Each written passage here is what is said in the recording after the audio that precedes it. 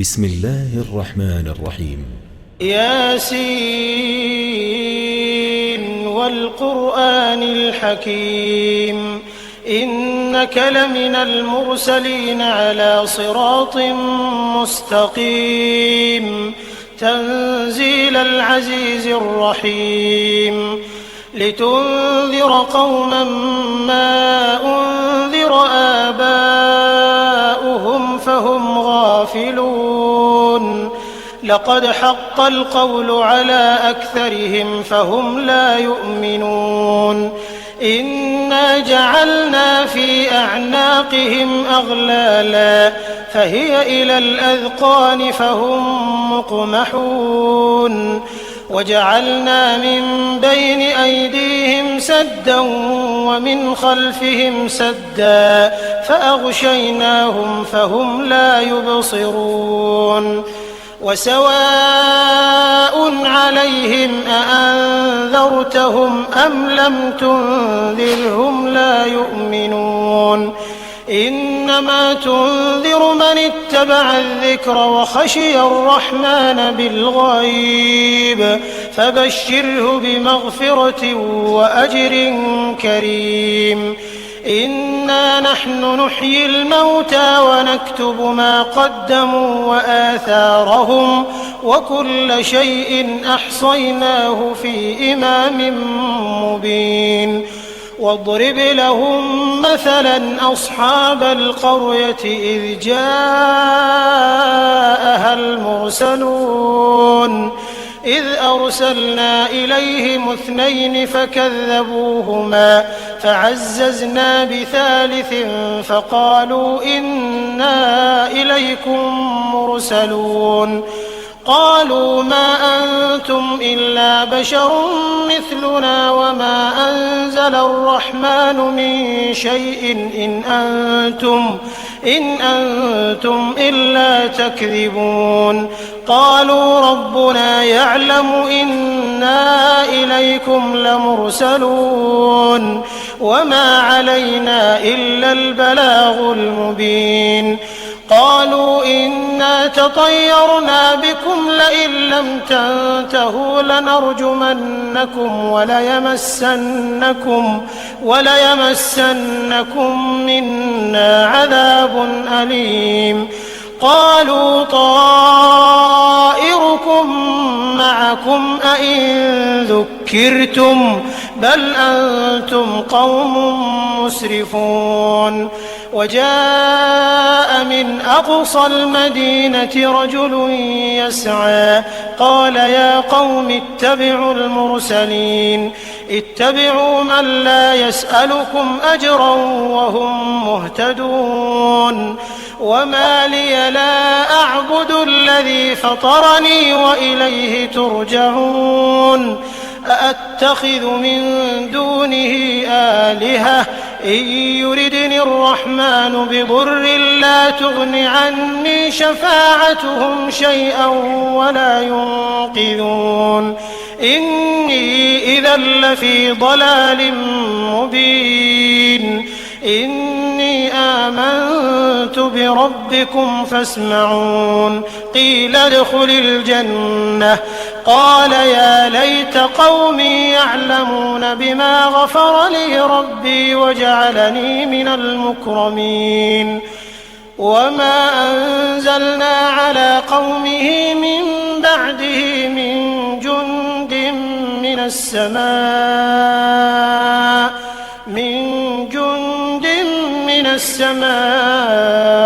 وما كنا منزلين إن كانت إلا صيحة واحدة فإذا هم خامدون يا حسرة على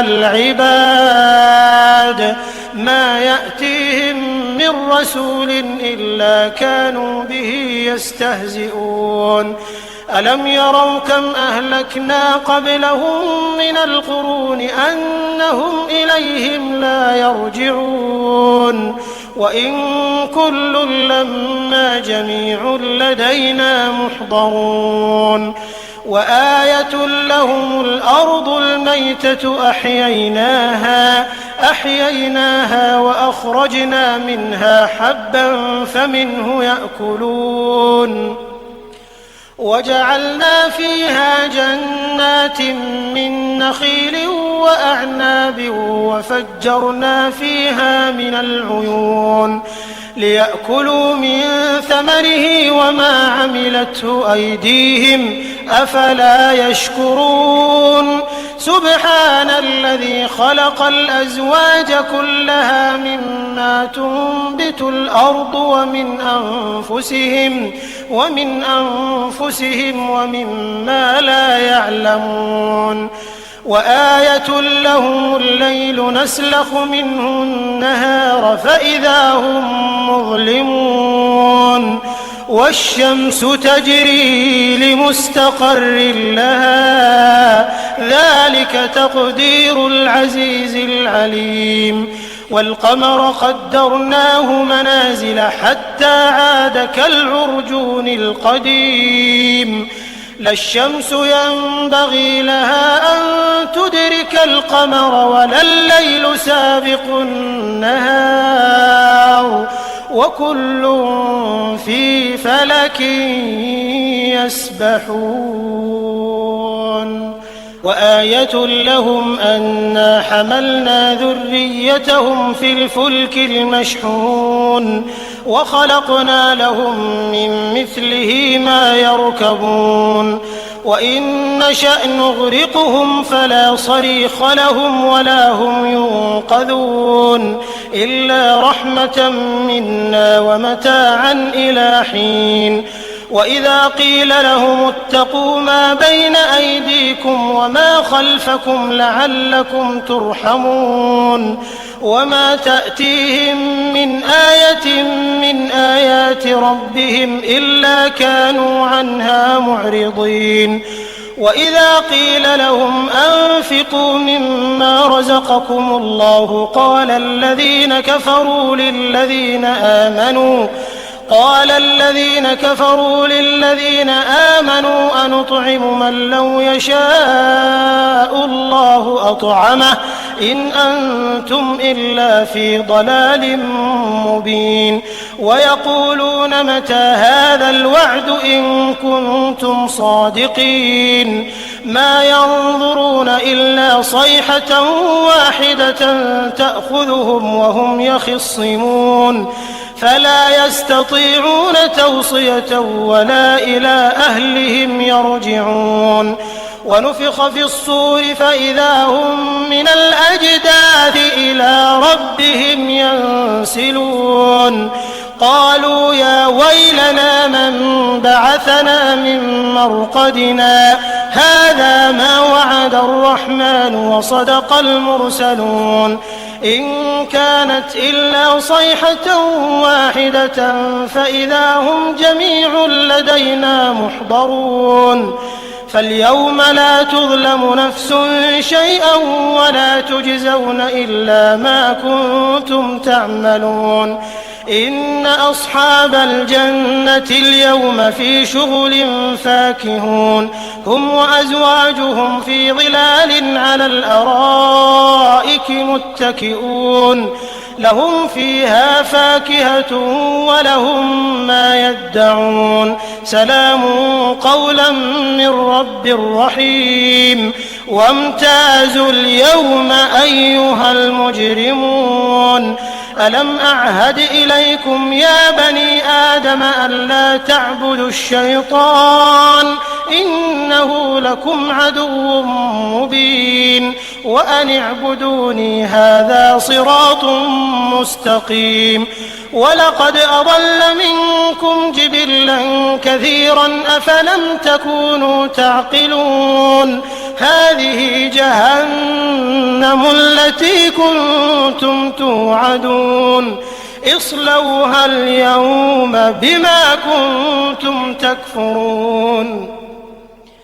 اليوم نختم على أفواههم وتكلمنا أيديهم وتشهد أرجلهم بما كانوا يكسبون ولو نشاء لطمسنا على أعينهم فاستبقوا الصراط فأنى يبصرون ولو نشاء لمسخناهم على مكانتهم فما استطاعوا مضيا ولا يرجعون ومن نعمره ننكسه في الخلق أفلا يعقلون وما علمناه الشعر وما ينبغي له إن هو إلا ذكر وقرآن مبين لينذر من كان حيا ويحق القول على الكافرين أولم يروا أنا خلقنا لهم مما عملت أيدينا أنعاما فهم لها مالكون وذللناها لهم فمنها ركوبهم ومنها يأكلون ولهم فيها منافع ومشارب أفلا يشكرون واتخذوا من دون الله آلهة لعلهم ينصرون لا يستطيعون نصرهم وهم لهم جند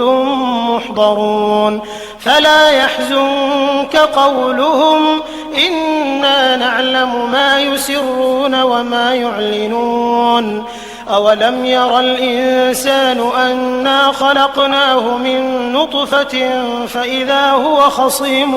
مبين وضرب لنا مثلا ونسي خلقه قال من يحيي العظام وهي رميم قل يحييها الذي أنشأها أول مرة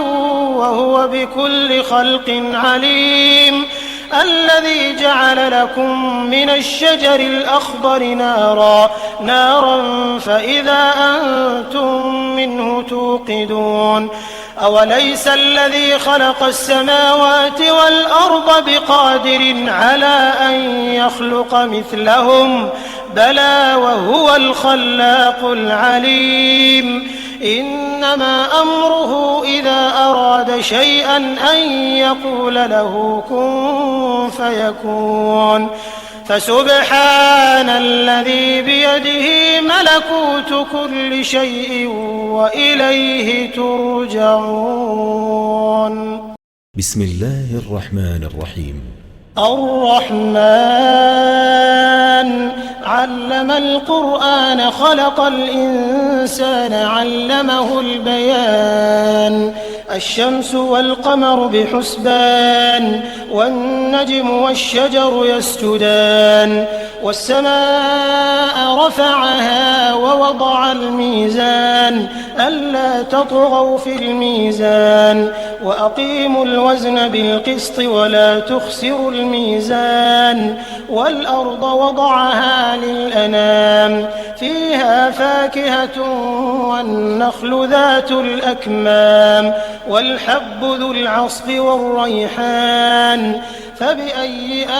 آلاء ربكما تكذبان خلق الإنسان من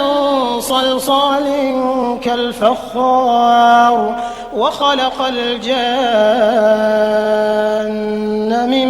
مارج من نار فبأي آلاء ربكما تكذبان رب المشرقين ورب المغربين فبأي آلاء ربكما تكذبان مرج البحرين يلتقيان بينهما برزخ لا يبغيان فبأي آلاء ربكما تكذبان يخرج منهما اللؤلؤ والمرجان فبأي آلاء ربكما تكذبان وله الجوار المنشآت في البحر كالأعلام فبأي آلاء ربكما تكذبان كل من عليها فان ويبقى وجه ربك ذو الجلال والإكرام فبأي آلاء ربكما ربكما تكذبان يسأله من في السماوات والأرض كل يوم هو في شأن فبأي آلاء ربكما تكذبان سنفرغ لكم أيها الثقلان فبأي آلاء ربكما تكذبان يا معشر الجن والإنس إن استطعتم أن تنفذوا من أقطار السماوات والأرض فانفذوا لا تنفذون إلا بسلطان فبأي آلاء ربكما تكذبان يرسل عليكما شواظ من نار ونحاس فلا تنتصران فبأي آلاء ربكما تكذبان فإذا انشقت السماء فكانت وردة كالدهان فبأي آلاء ربكما تكذبان فيومئذ لا يسأل عن ذنبه إنس ولا جان فبأي آلاء ربكما تكذبان يعرف المجرمون بسيماهم فيؤخذ بالنواصي والأقدام فبأي آلاء ربكما تكذبان هذه جهنم التي يكذب بها المجرمون يطوفون بينها وبين حميم آن فبأي آلاء ربكما تكذبان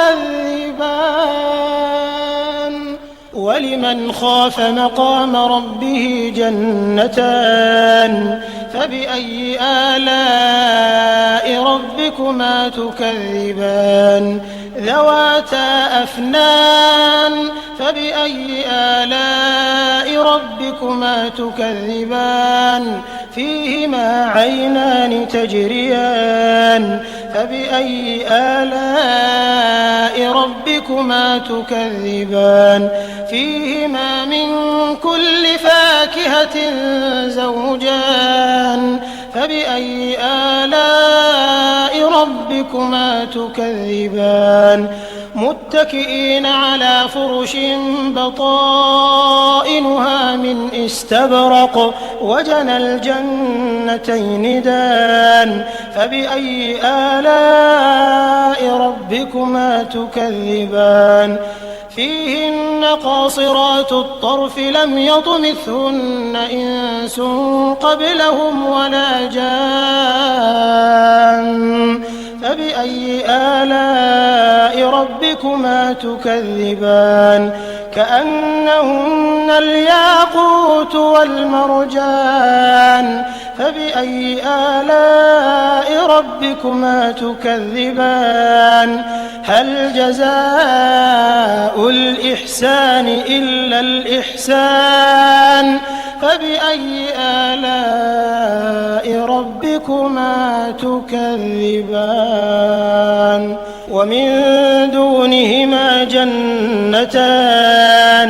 فبأي آلاء ربكما تكذبان مدهامتان فبأي آلاء ربكما تكذبان فيهما عينان نضاختان فبأي آلاء ربكما تكذبان فيهما فاكهة ونخل ورمان فبأي آلاء ربكما تكذبان فيهن خيرات حسان فبأي آلاء ربكما تكذبان حور مقصورات في الخيام فبأي آلاء ربكما تكذبان يطمثهن إنس قبلهم ولا جان فبأي آلاء ربكما تكذبان متكئين على رفرف خضر وعبقري حسان فبأي آلاء ربكما تكذبان تبارك اسم ربك ذي الجلال والإكرام.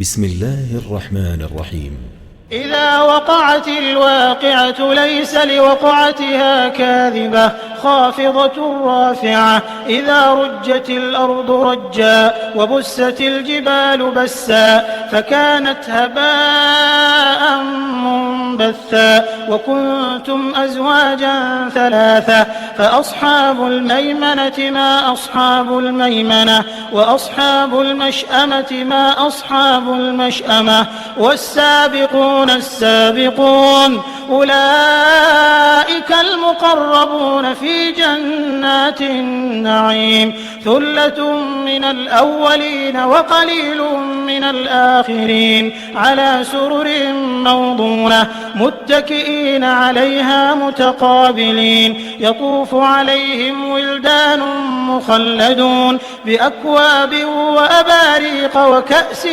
من معين لا يصدعون عنها ولا ينزفون وفاكهة مما يتخيرون ولحم طير مما يشتهون وحور عين كأمثال اللؤلؤ المكنون جزاء بما كانوا يعملون لا يسمعون فيها لغوا ولا تأثيما إلا قيلا سلاما سلاما. وأصحاب اليمين ما أصحاب اليمين في سدر مخضود وطلح منضود وظل ممدود وماء مسكوب وفاكهة كثيرة لا مقطوعة ولا ممنوعة وفرش مرفوعة إنا أنشأناهن إنشاء فجعلناهن أبكارا عربا أترابا لأصحاب اليمين ثلة من الأولين وثلة من الآخرين وأصحاب الشمال ما أصحاب الشمال في سموم وحميم وظل من يحموم لا بارد ولا كريم إنهم كانوا قبل ذلك مترفين وكانوا يصرون على الحنث العظيم وكانوا يقولون أئذا متنا وكنا ترابا وعظاما أئنا لمبعوثون أو آباؤنا الأولون قل إن الأولين والآخرين لمجموعون إلى ميقات يوم معلوم ثم إنكم أيها الضالون المكذبون لآكلون من شجر من زقوم فمالئون منها البطون فشاربون عليه من الحميم فشاربون شرب الهيم هذا نزلهم يوم الدين نحن خلقناكم فلولا تصدقون أفرأيتم ما تمنون أأنتم تخلقونه أم نحن الخالقون نحن قدرنا بينكم الموت وما نحن بمسبوقين على أن نبدل أمثالكم وننشئكم فيما لا تعلمون ولقد علمتم النشأة الأولى فلولا تذكرون أفرأيتم ما تحرثون أأنتم تزرعونه أم نحن الزارعون لو نشاء لجعلناه حطاما فظلتم تفكهون إنا لمغرمون بل نحن محرومون أفرأيتم الماء الذي تشربون أأنتم أنزلتموه من المزن أم نحن المنزلون لو نشاء جعلناه أجاجا فلولا تشكرون أفرأيتم النار التي تورون أأنتم أنشأتم شجرتها أم نحن المنشئون نحن جعلناها تذكرة ومتاعا للمقوين فسبح باسم ربك العظيم فلا أقسم بمواقع النجوم وإنه لقسم لو تعلمون عظيم إنه لقرآن كريم في كتاب مكنون لا يمسه إلا المطهرون تنزيل من رب العالمين أفبهذا الحديث أنتم مدهنون وتجعلون رزقكم أنكم تكذبون فلولا إذا بلغت الحلقوم وأنتم حينئذ تنظرون ونحن أقرب إليه منكم ولكن لا تبصرون فلولا إن كنتم غير مدينين ترجعونها إن كنتم صادقين فأما إن كان من المقربين فروح وريحان وجنة نعيم وأما إن كان من أصحاب اليمين فسلام لك من أصحاب اليمين وأما إن كان من المكذبين الضالين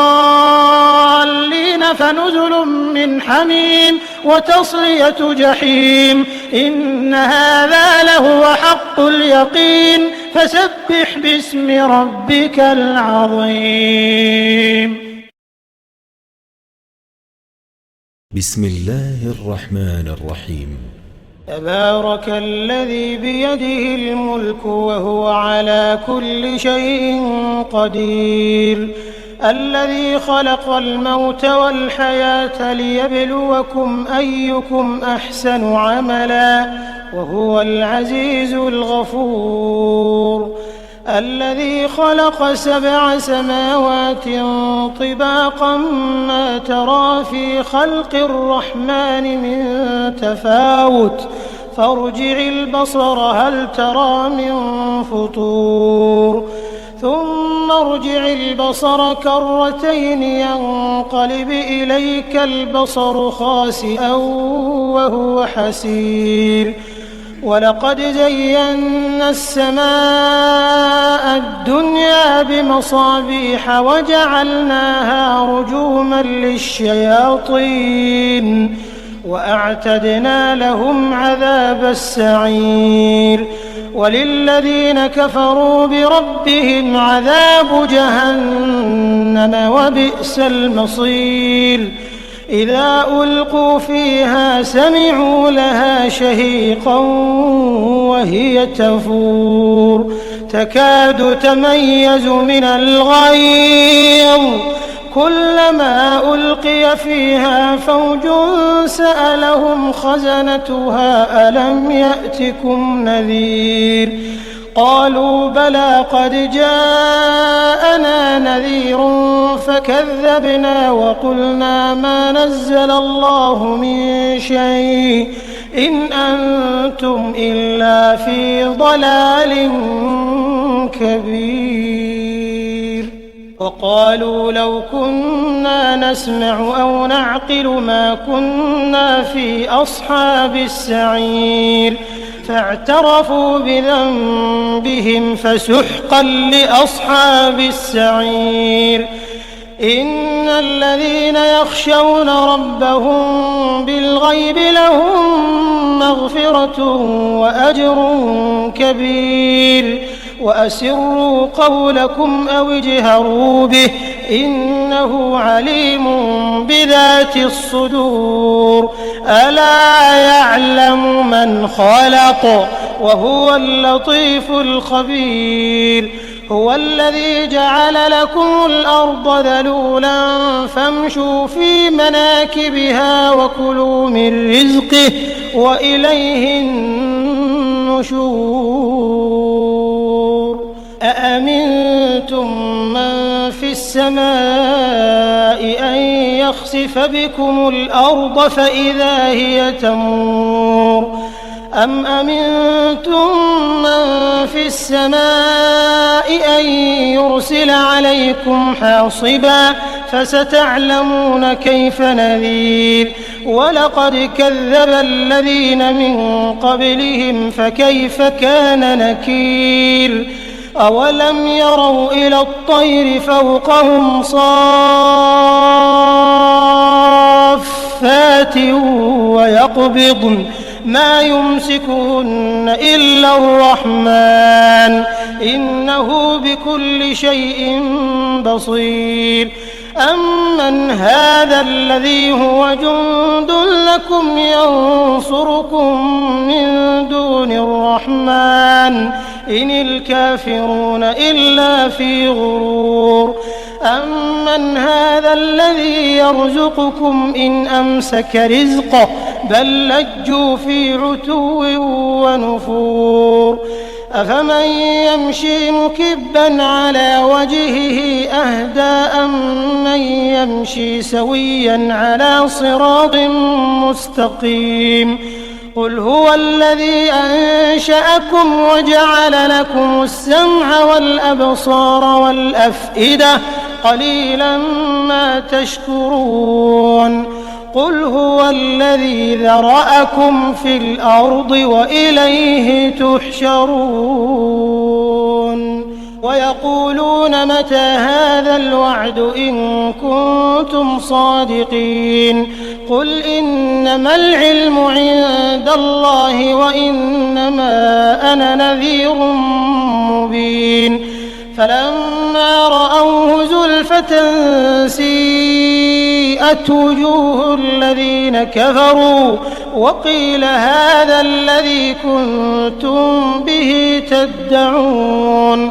قل أرأيتم إن أهلكني الله ومن معي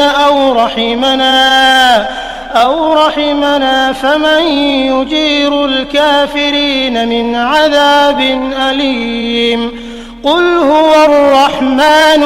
آمنا به وعليه توكلنا فستعلمون من هو في ضلال مبين. قل أرأيتم إن أصبح ماؤكم غورا فمن يأتيكم بماء